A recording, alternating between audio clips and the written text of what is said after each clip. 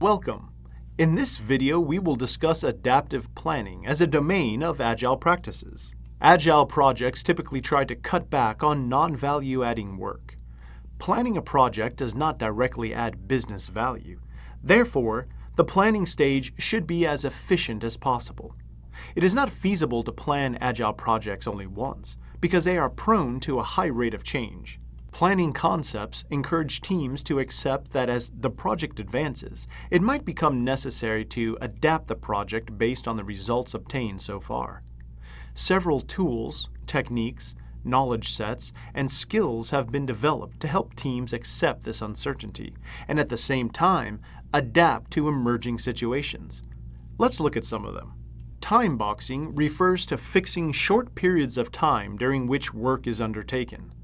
When the work undertaken remains incomplete at the end of the time box, it is moved to another time box. Time boxes can provide the structure that is needed for Agile projects, which have an element of uncertainty, are dynamic in nature, and are prone to several changes during its life cycle. They aid in gauging the progress of the project and modifying the approach when necessary. Learning is an ongoing process throughout an Agile project.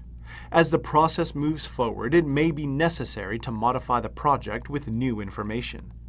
New information can be used to refine and increase the accuracy of plans, requirements, estimates, and other aspects of the project. This is referred to as progressive elaboration. A minimally marketable feature, or MMF, is a set of complete functionalities that can be released to users and used by them, but the functionalities do not represent the entire project. This term can be applied to software development in which users can derive benefit from the incremental progress made in the project. This can also help the team to get the functionality tested in the field and make changes if necessary. Another important technique is value-based analysis. It can be used to prioritize the backlog and work on the tasks that have the highest business value. An item's business value is calculated based on the relationship between its development cost and business benefit. Next is value-based decomposition and prioritization. This is a process by which requirements from stakeholders are elicited. Then, the requirements are prioritized into a backlog. First, the broad-level vision, goals, and mission of the project are determined. Second, workshops are held to identify potential features of the project. Third, the features are shortlisted based on business values and risks. In the final step, the prioritized list is used for the development cycle. Agile games also help in adaptation to change requirements.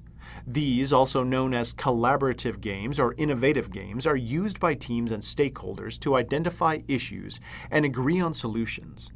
Remember the future, prune the product tree, speedboat, buy a feature, and bang for the buck are some such games. Unlike traditional project planning methods that involve heavy, upfront planning, planning in Agile is a continuous effort. After a few demonstrations, stakeholders can better communicate requirements. This, in turn, leads to replanning according to new requirements. Another characteristic of Agile projects is that adjustments may be deemed necessary at any stage in the project. Planning involves throughout the project based on reprioritizations, feedback, and other emerging factors over the course of the project. The initial plan of a project is laid down in a business case. A business case is a document that describes why the sponsors of the project should undertake it. It also provides an estimation of benefit in monetary terms.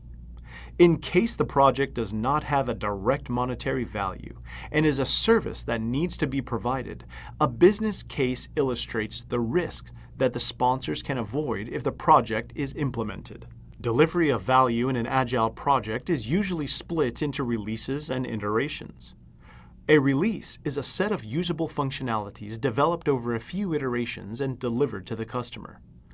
Planning a release may be functionality-driven if the objective is to deliver once a predetermined set of functionalities are developed. It can also be date-driven if the release is to be delivered at a particular date. Iteration planning is similar to release planning, with the exception that it focuses on the delivery of backlog items planned for each iteration. During iteration planning, a priority list is determined based on how much work can be done and what features can be achieved within the duration of the iteration. Then, the backlog is split into individual constituents that are split among the team members based on their capacity. That brings us to the end of this module. Thank you for learning with us.